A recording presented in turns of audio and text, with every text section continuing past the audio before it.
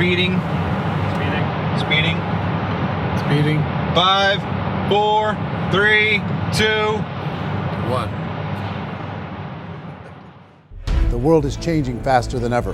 What used to take decades is now taking years or even months. What you see right now is the illusion that people have had for many decades about the workplace being this secure place to work the rest of your life. For the first time in the history of our nation, our children will not do as well as us. We've seen our friends get laid off. We've been laid off. We've had our pay cut. People are overworked and underpaid. They seem to have less time and less freedom.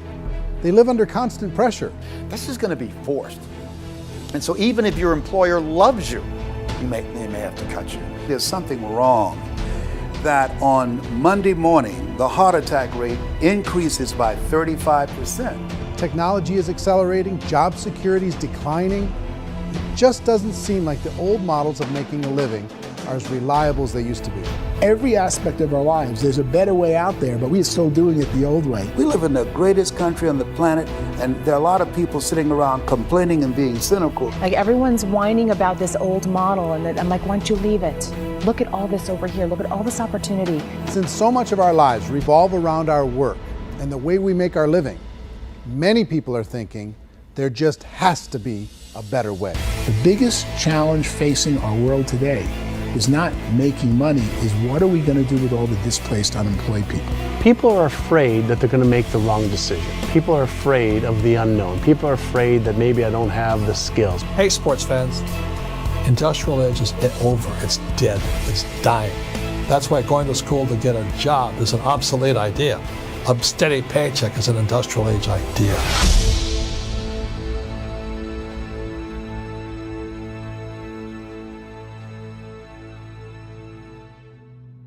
It's the search for answers that has brought us here together today. My name is Eric Worre, and for almost 30 years I've been an entrepreneur, struggling at times, but ultimately succeeding. As a best-selling author, speaker, and business owner, I've spent my entire career helping millions of people around the world to become entrepreneurs. And I believe strongly that there is, in fact, a better way when it comes to how we make a living. The career landscape has changed dramatically, and many are still working in a model that is completely out of date. What worked for previous generations isn't working as well for people today. In this film, we're going to explore 3 important questions. First, what's really going on in our working world today? Second, in this new economy, is it better to become an entrepreneur, or is it safer to work for someone else? And third, if a person decides to become an entrepreneur and start their own business, how can they do it without taking on massive risk? To help in this journey, I've brought together some of the greatest experts and thought leaders in the field of entrepreneurship to share the real facts with you. My intention is to give you new information that will allow you to make choices that are not limited by an old, outdated model. Let's start by understanding what's going on in our working world today.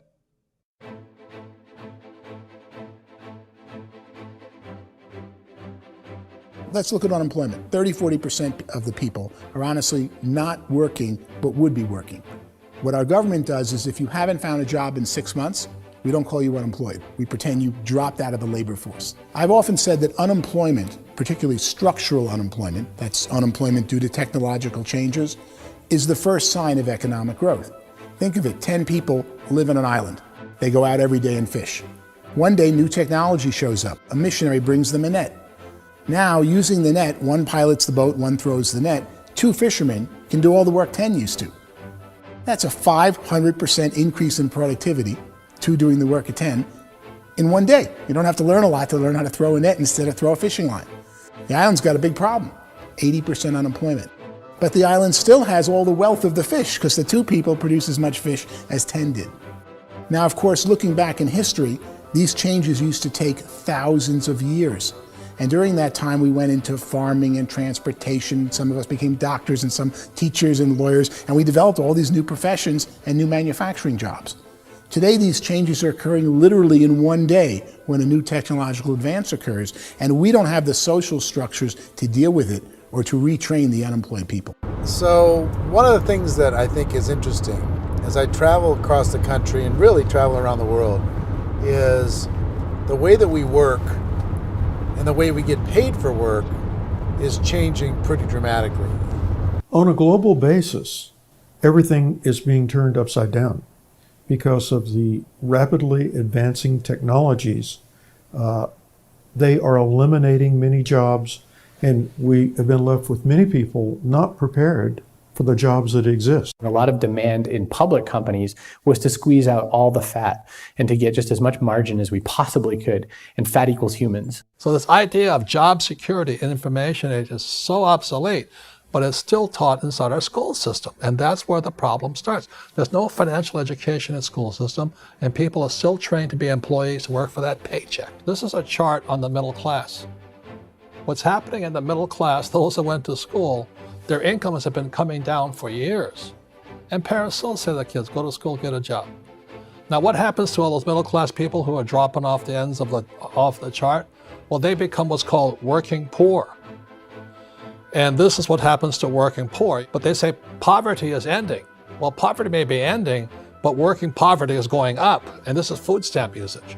So food stamp usage in America is going through the roof right now, because people cannot earn what they call a living wage. Most people have experienced financial pressures that I think are probably greater than they have been in the past. If you're not working for yourself, then it's going to be a pretty hard road for a lot of people. Today, if you're going to control your future, the 40-40 plan is gone, where you can graduate from college and get a job and work for 40 hours a week for 40 years.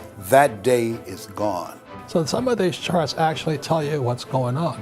And this is a really interesting one. You know, people are going back to school because if I go back to school, I'll get a nice job. But this is what's happening to, it's called Sallie Mae, which is the student loan guys.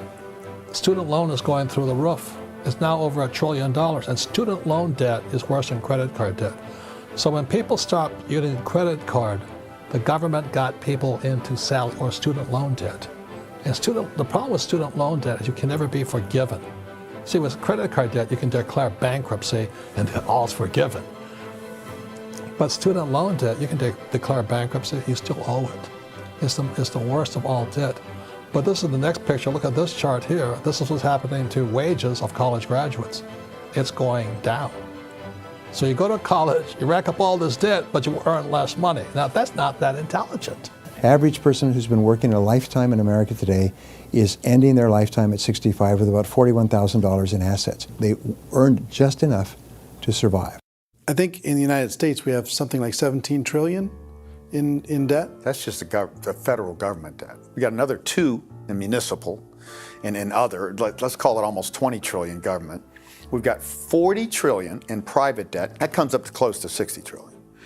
When you then add something we never had before, what you were talking about, when we look at the unfunded portion of Social Security and primarily Medicare, Medicaid, that at the most conservative estimates from outside firms, Kleiner Perkins, 67 trillion and growing. That's more than all our other debt. There's less conservative estimates that say it's 84 trillion or higher. I added up conservatively $127 trillion in total debt. Debt is a financial drug. When you take it to excess, it's like taking a drug. Yeah, it makes you feel better, it enhances your performance, but at a huge cost, eventually it kills you. And so that's what happens. We keep doing more and more debt, and you get less and less results, just like a drug, until the debt gets so high that it crushes the whole system. That's where we're at, 8.2 times GDP. You know who I feel sorry for? I feel sorry for the person who dreads going to work, who is sick to their stomach on Monday morning, who hates their alarm clock, who gets a little glimmer of hope on a Wednesday because it's hump day and says, thank God it's Friday. And they live for those 2 days a week where they get to be themselves and they don't have to be around people they don't like, and they don't have to play the political game in the office, and they don't have to live this half life. The person that works 50 weeks a year just to be able to have the 2 weeks for vacation. And you know what happens to most of them nowadays? They don't have a vacation. They have a staycation. They have time off of work, but they don't get to go where they want to go because they're overextended. They've got all this debt. They got all this situation. They hate their alarm clock. They can't sleep until they're done. They have to spend most of their life in traffic. I feel sorry for that group of people because there's a better way. They just don't know it. I see this really interesting attempt at rugged individuality in a 6x8 rectangle. And I feel like you're all the same, except for the little push pins of the pictures. There's different pictures. Yours is named Jenny and his is named Sujara, but it's the same people. And this is how they are, and they're just like the zombies, and there's no joy in there, there's no fun. There's always like the wacky woman who decorates her cubicle, and that's the most she can do there. You gotta give her credits, right? The wacky cubicle woman. The basis for their life is worry. I'm worried, you know, maybe I'll get fired. I'm worried maybe my company will go out of business. I'm worried I can't keep spinning the plates on paying the bills. I'm worried about how do I send my kids to college. I'm worried, what if the transmission of my car breaks? That's, you know, 2 or 3, I can't fix it. People live in a sea of worry, and it eats at them. Those signs that people held up during the Depression didn't say looking for gainful employment in a cubicle. It said looking for work. Work is what we're looking for. Job is just a unit of measurement. Work is what we're going after. It's time to look in the mirror and say, it's not the economy, it's my economy. It's my little world of where I am. I need to improve. I'm not going to wait for the economy to come back because frankly, the economy is doing great in this country. So I'm here on Wall Street, the financial center of the universe, the financial capital of the world. This is where most people's money goes to at least be held for a time, right? With interest rates in banks being effectively zero, and many experts are predicting it's going to stay at zero for the next 10, 20, even 30 years, people feel like they don't have any choice but to put their future into equities, to put their future into the hands of other people on this stock market, and hope that the stock market goes up, hope that the stocks that their advisors pick or that they pick goes up. That's one way to go, I guess. It's my personal belief that if you put your future into the hands of yourself, in other words, you have earning power by yourself, I think you're a better investment than these guys. I think controlling your future is a better option than handing over your retirement to these guys. The average household income in the United States is approximately $50,000 a year, what they call the middle class. To reach the top 25% of income earners, you'd need to earn at least $90,000 a year. To reach the top 10% would be a household income of $140,000, the top 5%, $190,000, and to be in the top 1%, you'd need a combined household income of at least $380,000 a year. So here's the question. What do you think would give you the best chance to move up and get to the top 10%, the top 5%, the top 1% or beyond? In my opinion, and in the opinion of many, many experts, the answer is to become an entrepreneur, to become your own boss. I think you have to be a business owner. I can't, the only time I ever say to someone it'd be great to be an employee is when they've already told me they've surrendered. I only tell people who are wounded spiritually that they should be an employee. And it's that feeling that you get when you pick up the backpack off the little Cub Scout and say, "Don't worry, little guy, we'll get you back to the camp." You know, it is in no way a kindness when I tell someone they'd be a great employee. The other status symbol really increasingly is lifestyle. I mean, people can own their own business, maybe even work out of their house. That, I tell you, people admire that, like, gosh, I wish I could do that. The spirit of the entrepreneur is to be a risk taker and to be resourceful and unstoppable and to have a vision of yourself beyond where you are and not willing to settle for life as it is. You think about the great entrepreneurs, they're visionary, they have heart, they're willing to do today what others won't so they can do tomorrow what others can't. Personally, I don't think of the new economy, the old economy. I create my own economy. The entrepreneur's in control. I decide what the economy is going to be like. In the world of entrepreneurship, there are no limits. You can make as much as you want. depending on how much you want to work and how smart you are and how great a team you put together. There's no more lifetime rewarding business than being an entrepreneur. Why in America, where anyone could be anything, would people want to give up their freedom and become effectively a modern-day slave, told shut up and be here every morning at 7:30, leave at 5:30, and do what I tell you? If people decide to become an entrepreneur and work for themselves, they have some traditional options, but they're riskier than you might think. Any kind of a retail business, retail build-outs, is extremely expensive. Even just these small little yogurt stores where they're putting little yogurt machines and you get all the different flavors, you're spending $200,000, $300,000, $400,000 to open a yogurt shop. I would love to buy a Dunkin' Donuts, but it's $500,000 or so to start. I don't quite have that just in case money. Risking lose it all, and most guys do 2 or 3 times, and even big guys like Branson, because I'm such a fan of his, half his companies don't work. If you make $1 million, your problems are going to go. If you make $1 billion, your problems are really going to go. Just the opposite. You and I know when you're making $1 million, you got $1 million responsibilities. You make $1 billion, you got 1,000 times $1 million responsibilities. And most people say, I'd love to be my own boss. 70% of Americans would love to be their own boss, according to recent polls. But they don't know how to get there. Because what are you going to do? One, you could buy an existing business. If somebody's selling an existing business, you have to ask why. Usually because it's probably hard. It's probably not making as much money as they hope. 2, they could buy a franchise. A little less risk, proven system, but it's expensive to be able to do that. 3, they could start something from scratch. And that's where a lot of people feel like, I don't have the chops to do it. I don't have the money. I don't have the product idea. I don't have the expertise. I don't have whatever it's going to take to be able to get there, and I can't risk my family to do it. So 4th, they could become an investor. A lot of people in this town invest to try and figure out a way, but you got to be pretty smart with that game too, right? Venture capitalists, who are the very best and most sophisticated in investing in new breakthrough businesses, make it on 1 out of 11. That means 10 out of 11 are mediocre or fail. Most of them fail. That's the risk there. An angel investor is lucky to get 1 out of 15 or 20. A business is a team sport. Like, I have to have accountants, I have to have engineers, I have to have system designers, I have to have sales, marketing, I have to have accounting, I have to have mission statements, I have to have legal and all that. The average Joe Schmo, even me, I go out there, I don't have the skills to put a business together. I think the bottom line for the 4 traditional options is they take money, sometimes a lot of it. They take expertise, and they take time. All of that adds up to just too much risk for most people. I bought a business from somebody else and it was a lot of work. And you start wondering, what did I just buy? Because I guess ultimately I own your email list and I just overpaid for it. People that start their own business, they spend a lot of money, they spend a lot of time, a lot of effort to get things started.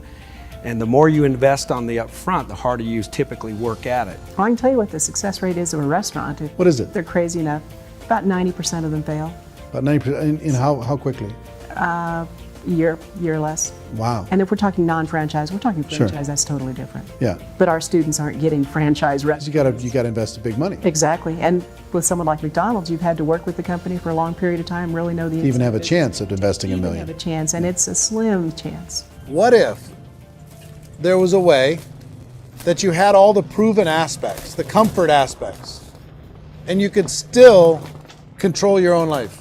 What if there was both? In other words, you didn't have to create everything from scratch. You didn't have to be a super leader. All you had to do, what if there was a proven product already? You didn't have to create the product. And there's a proven system already, proven training already. Everything except an employer. That was the only thing that you didn't have. Do you think more people would be open to working for themselves in that environment?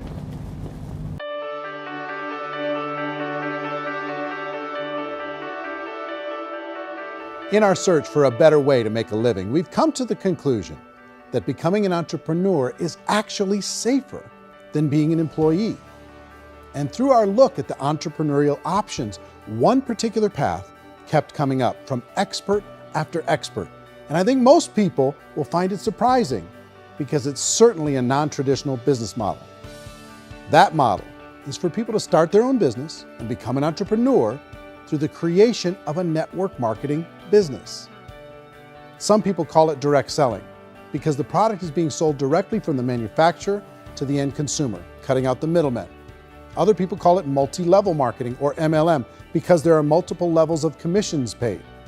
The most common term today is network marketing, because network marketing best describes using a large group of independent distributors, independent entrepreneurs, to move a product or service more efficiently. So my friend here, Donald Trump, and I, we always write about the network marketing industry. And the reason we support the network marketing industry is because it really is a business school for entrepreneurs. Because most people come out of school looking for a paycheck. Oh, that's terrible. I went to network marketing like that. I think if it didn't exist, we should invent it. It is that good. I think direct selling is a great way to do business today. It's very easy to get into that industry, and you can be self-employed, be in effect an entrepreneur. When we see multi-billionaires adding network marketing companies to their portfolio of companies, that would be a clue. When we see people who are very famous authors and very famous business people endorsing the industry, that would be a clue. These network marketing companies aren't $50 million companies, they're billions and billions of dollars. They lead the stock market, they're major companies. When we're going to get it? You know, and you're going to school to work for a paycheck, but if you want to be rich, be an entrepreneur, and network marketing gives you the spirit to be an entrepreneur. A traditional company will spend up to 50% of their total revenue on marketing. Network marketing companies use a different approach. Instead of having all that extensive marketing expense, they utilize a network of independent distributors to do the marketing for them. Now, why do they do this? First, because word-of-mouth advertising is so much more effective today than traditional media advertising. Second, some products need to be explained or demonstrated, and an independent salesperson can do that more effectively than an ad campaign. Third, it's completely efficient. The company only pays for the marketing of their product if a sale happens and not before. Imagine if Amazon allowed you to become an independent distributor and paid out 40% of its revenue to that distributor group. All you had to do as a distributor was recommend a product, and if a person bought it on Amazon, Amazon would take care of all the logistics and you'd get paid for bringing the customer. Now imagine you got paid for every purchase that customer made for the rest of their lives. Well, Amazon doesn't offer this option, but network marketing companies do. 85% of all buying decisions in our society are made as a result of word of mouth or reputation. We're recommending things to each other all the time. You know, who's your dentist? Who's your doctor? Who's your lawyer? What detergent, are you using? What legal system are you using? What product are you using? We're talking to each other about the things that we love anyway. When you go into a big box retailer, you're lucky if the clerk looks you in the eye, much less gives you any detailed or accurate information about what you're purchasing. So of course, this personal information, this education coming from a friend, a neighbor, a relative, or even a stranger, but one who has experience with the product is extraordinarily valuable. As a matter of fact, network marketing can educate consumers probably better than any other form of marketing. It certainly can do better than advertising because advertising usually has a certain hype to it and you can only get limited information. So, network marketing trumps advertising. If you were a typical sales company and you wanted to sell $1 million a month worth of product, you might go find 100 superstar salespeople.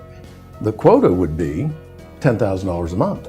So network marketing as a distribution system just flips the numbers. So we use 10,000 happy, raving fans of a particular product, and we don't concern ourselves so much with how much product each one of them individually sells. If they sell just $100 or $200 a month, and there's 10,000 of them, you're selling $1 million to $2 million a month worth of product. And that's the best way I can explain how network marketing works. This is the marketing arm of the company. There's not money being wasted on bricks and mortar. There's not money being wasted on inventory that's sitting stagnant somewhere. There's not of employees standing around that don't have customers. These are people that are going to connect with customers. These companies allow people to become independent distributors for extremely low cost and with no minimum time or sales quota. Essentially, they own their own business and can provide as much or as little sales as they choose.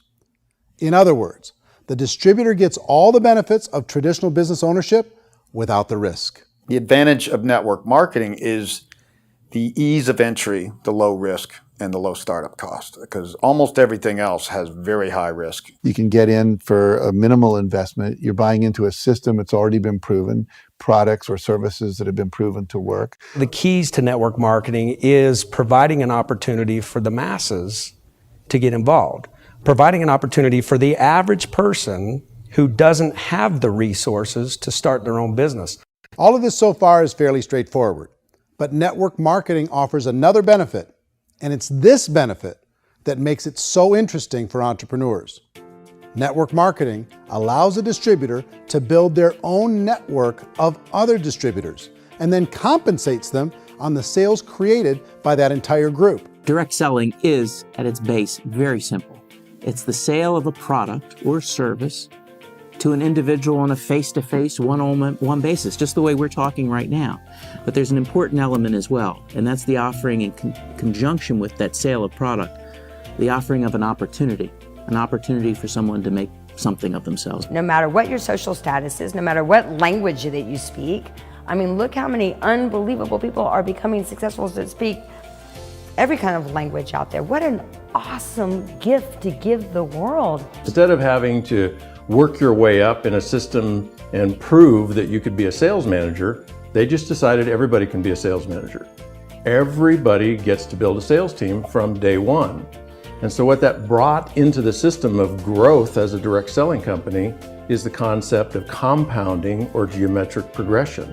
Because now you can actually grow sales force very quickly because everybody is enrolling people in their own sales force. People who are like, oh, this is weird, I'm building a sales team, or what do you think you do at a regular company? How do you think a regular company works? Network marketing is the only industry that doesn't say your past determines your future.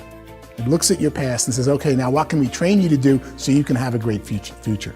Every other employer out there wants to exploit you for what you already know, not teach you something new. Network marketing has a potential to save the United States and the world, because it's going to teach people not to be employees, but to be entrepreneurs.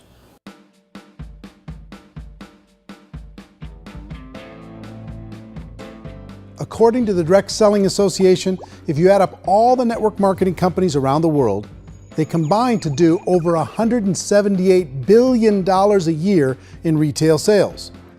To give you an idea of how big that really is, the NFL, the National Football League, does approximately $9 billion a year.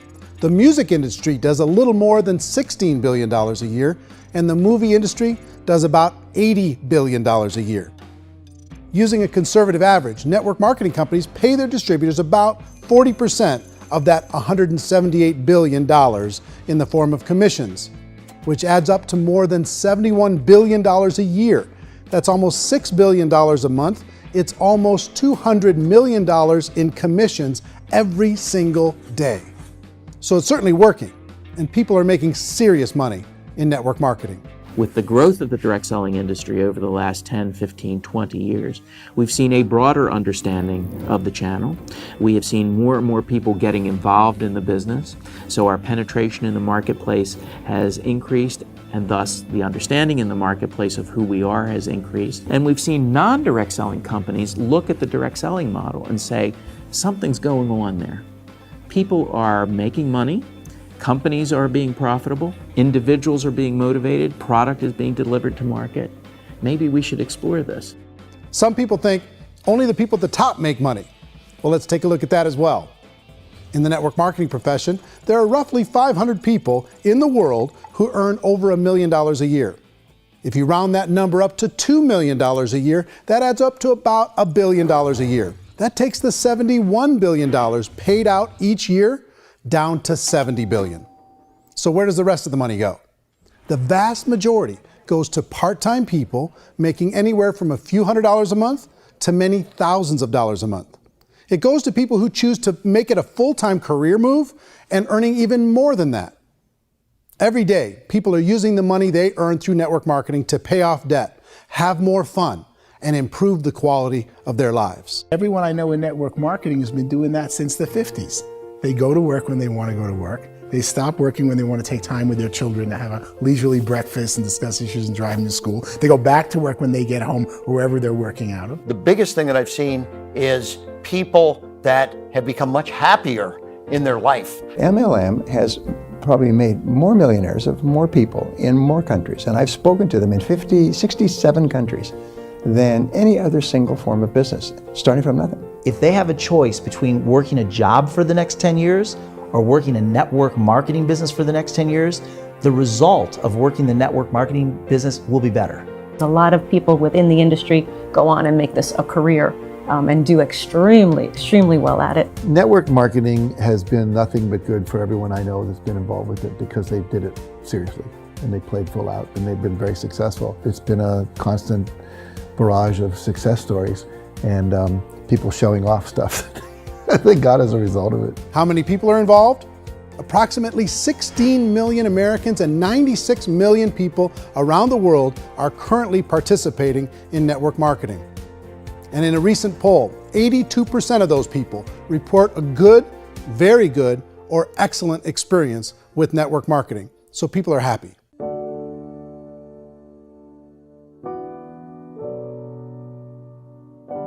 So I've taken a look at the network marketing profession and really tried to understand why so many people are confused as to the validity of this as a business. One is this pyramid shape. People get really messed up with this pyramid. Oh, it's one of those pyramid things. So I just think there are a lot of haters out there who really don't understand the industry and say, oh, it's a get-rich-quick scheme. It's a pyramid. Well, corporate America is a pyramid scheme. You know what I mean? It goes like this. You have thousands of MBAs, let's say working for Ford or General Motors or Coca-Cola. If all these MBAs, they're all trying to get to here, that's a pyramid. Only one guy's going to make it. Every 10 years, one's going to make it. Whereas you look at network marketing, it's like this. So you're here, and your job is to develop other CEOs coming up behind you. So it's an inverse pyramid. In network marketing, it's a very simple concept. If you sell product, you get paid. It is paid based on production. There is no first mover's advantage. There is no investment component where the more somebody spends, the more they're entitled to make. So the two are polar opposites of each other. Doesn't matter what shape the company is or the compensation plan is shaped, whether it's a circle or a pyramid or a triangle or a trapezoid, it doesn't matter. If compensation is coming primarily from recruitment, then you've got a problem. On the other hand, if an operation is basing their compensation to participants on the basis of sales, even when those sales are generated by people you've recruited, well, then you're a perfectly legitimate enterprise. That's the legal test, it's the practical test. Another issue that's been true in the past that is no longer true now is people used to be in network marketing loaded up with products that they couldn't sell and they ended up a loser. They ended up with a bunch of product in their garage, they ended up with a bunch of products sitting in their kitchen shelves or whatever, and they thought they could sell it and then they weren't willing to or able to sell it and they ended up with a bunch of stuff and they were bitter about it. There was this thing called front loading where you had to buy if you bought $25,000 worth of product, you got better commissions and all this. Today, it's almost all done by computer. It's direct mail, comes from a warehouse somewhere else. You don't have to have all this inventory. You don't have to stock up. It's a paperless world now. Most of it's done online. You have a back office. It really works. And I mean, the technology has changed everything. Third issue is people start talking about 99% of people in network marketing don't make any money. Well, we've talked about that over the course of this journey together.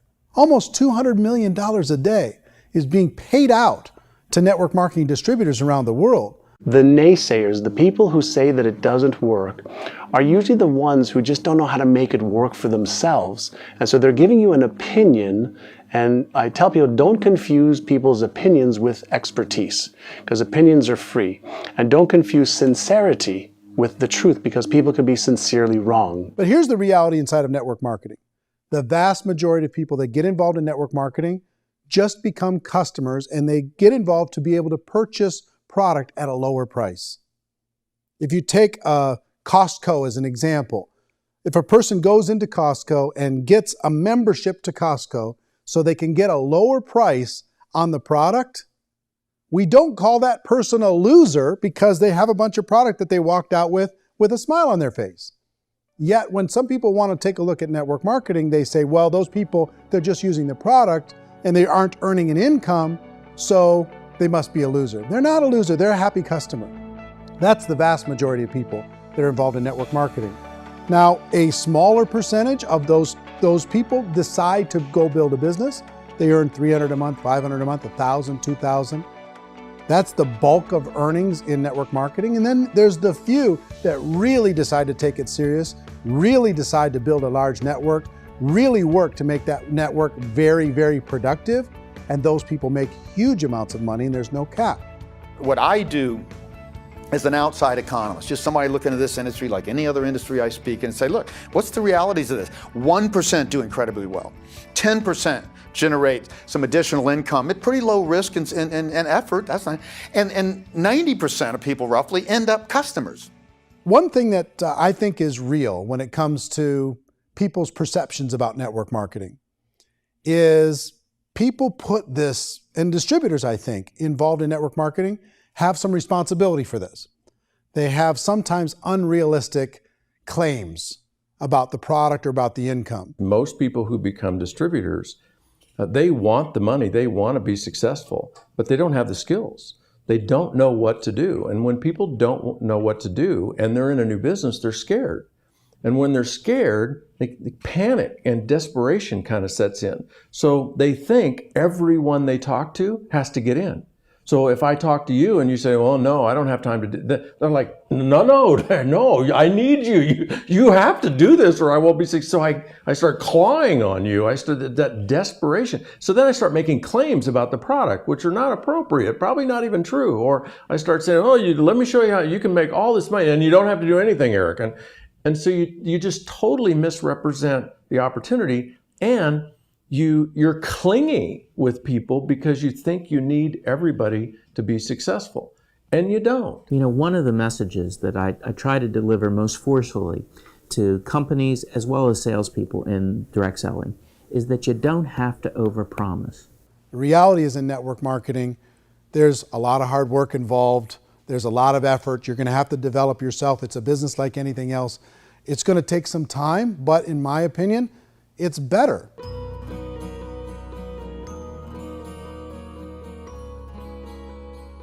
It's light years better for people starting today than it was even 5 years ago. I think it's more widely accepted now, and people understand it is a business. It is being an entrepreneur. It is being a business owner. Our belief system is based upon our evaluation of something. And frequently, if we reevaluate a situation, our belief about that situation will change. The industry has changed and it's grown up. It's totally transformed. You've got young people today that have grown up with social media, and they understand networks. They understand how people are connected through technology, and they understand how money flows through those networks. So when they see network marketing, they don't see it the way their parents saw it. And we've all learned, the larger industry that you represent, has all learned from those mistakes and flaws and errors that have happened early on. Early algorithms didn't work the right way. That's all fixed. It's like when they design a computer program, they design the program, then they run it, and then they go back through and they debug it. The MLM industry has been debugged. This is the day of being virtual, being able to run a business from your mobile phone. I mean, it's incredible. Companies are getting smarter. They're implementing more consumer protections. They're implementing more compliance training. They're doing more with respect to product research. If you do get involved and you make purchases of inventory, even on a voluntary basis, if you decide that this business is not for you, you can leave and have that inventory repurchased by the company. There's no other business that offers that kind of protection on a voluntary, self-regulatory basis.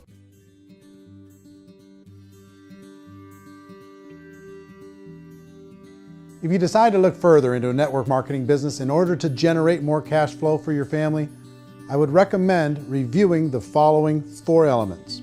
First is the product or service. And on the product or service, I would ask 5 important questions. 1, do you like it? Is it something you would feel comfortable sharing with others? 2, is there a recognized need in the marketplace? It's hard to create a need if one isn't naturally there. 3rd, does the product meet that need? Does it solve a legitimate problem for consumers?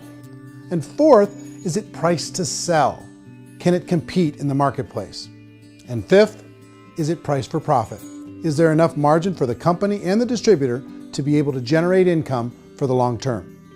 If you can answer the questions on the product to your satisfaction, the next element to consider is the company itself. Is it well run? Do you believe in the founders or the management team? Do you feel they have what it takes to go all the way? See, it doesn't matter how good the product is if the management can't take care of the company. Good management can change with the times. They can handle adversity. They can make good decisions. Make sure you choose a company that can serve you for a long time. The third element to consider is the compensation plan. And with that, there are three important things to look at. First, a brand new person needs to be able to generate some money fairly quickly. It may be an obvious reason, but you can probably imagine the ripple effect of a distributor getting involved and having even a small victory fast. That can only help with the overall success of the organization. Second, a person should be able to develop a moderate part-time income in a reasonable period of time. As they develop their network and as their sales grow, they should be able to enjoy more benefits. And third, for the people who are really serious, for those who decide to really go pro in the network marketing profession, there should be the possibility to make a serious full-time income if they work hard and are committed to developing their skills. If you're comfortable with the product, the company, and the compensation plan, the last thing you should look at is the support that will be made available to you. Does the company have a website? Does it have a solid online reporting tool? Do they have comprehensive training available? Do they host events to help you build your business? If you decide to do this, what kind of a support system can you plug into? Choosing a network marketing company is a personal decision. But evaluating the four elements of product, company, compensation plan, and support is a great place to start. Is the company promising that you're going to get rich quick or that you can make a lot of money without a lot of effort? That's a red flag. Is there a product that you really believe in that you think can be sold? Or are you being told by salespeople or the person who's trying to recruit you or by the company itself that don't worry about the product, all you have to do is recruit other people into the business? Red flag, warning sign. If you're hearing that, take a second or even a third look. Get to know the customers, the products, the business, have some success, and see where the opportunities might take you to move up in the organization. You want to find out how concerned are they about my education, my training, and my development? Is there a space for me to grow? Most important question. Learn everything that you can about the product. Make sure it's something that you believe in, and learn everything you can about the industry and work that system. You have to be very passionate about whatever that company is doing. I would get involved. You can always test drive anything, you know, the product, the service, the community, and then lean into it a bit. If it feels good, then lean into it a lot. Behind me is the Lincoln Memorial. And this is a place where Martin Luther King Jr. had his famous "I Have a Dream" speech. And at that speech, he talked about his dream for equality for everyone around the world, and that's a noble dream. But I think more people need to remember what it was like when they were kids and the dream was still alive in them. Before it got beaten out of them by reality, by this paycheck, by these responsibilities, and by having to live for this job to pay the bills. I think people need to remember that, go back to that. Once they know that there's a better way, I think their future is going to be much brighter. They can live a better life.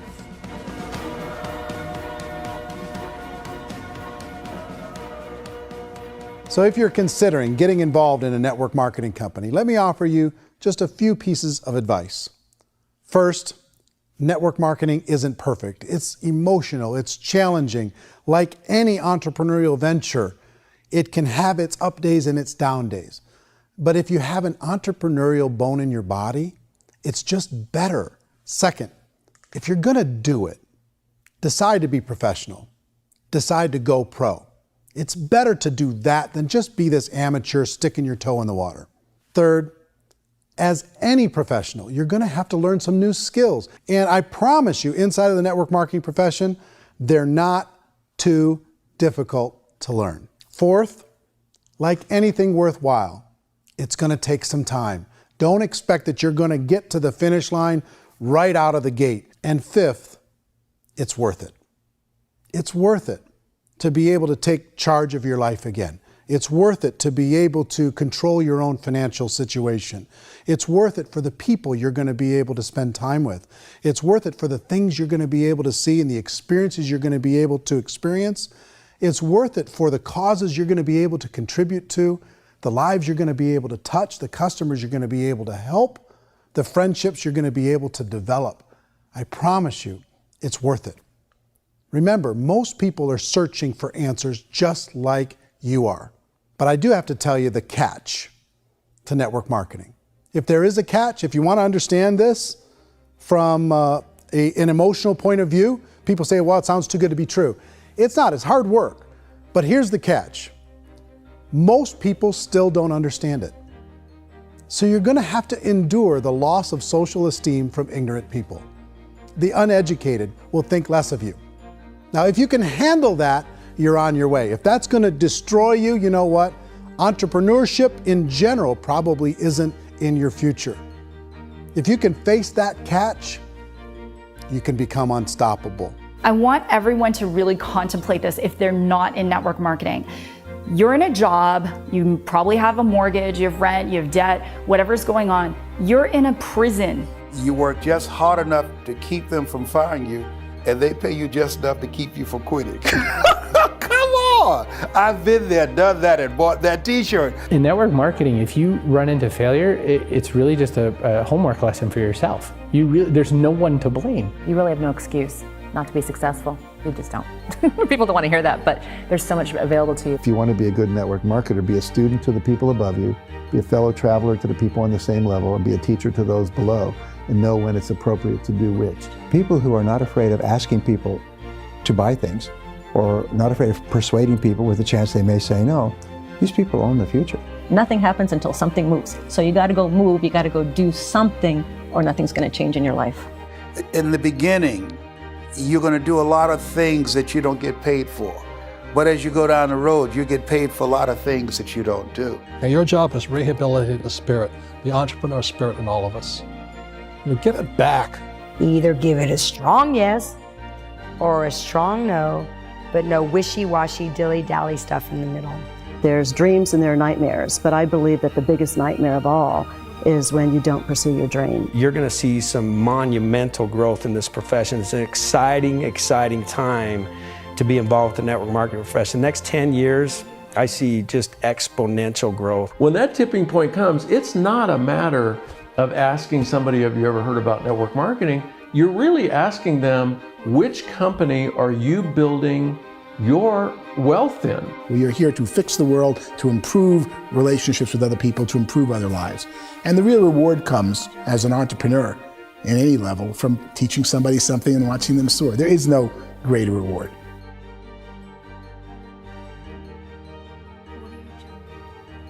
Life's too short to spend it living someone else's dream instead of your own. It's too short to spend it living at a fraction of your potential. Can being an entrepreneur be a challenge at times? Sure. But here's what you get in exchange. It can be yours. Something that you built, something that you created, something that you made happen. This balloon represents your dream. It represents entrepreneurship. My wish for all of you is that you would reach out and grab it. The choice is up to you.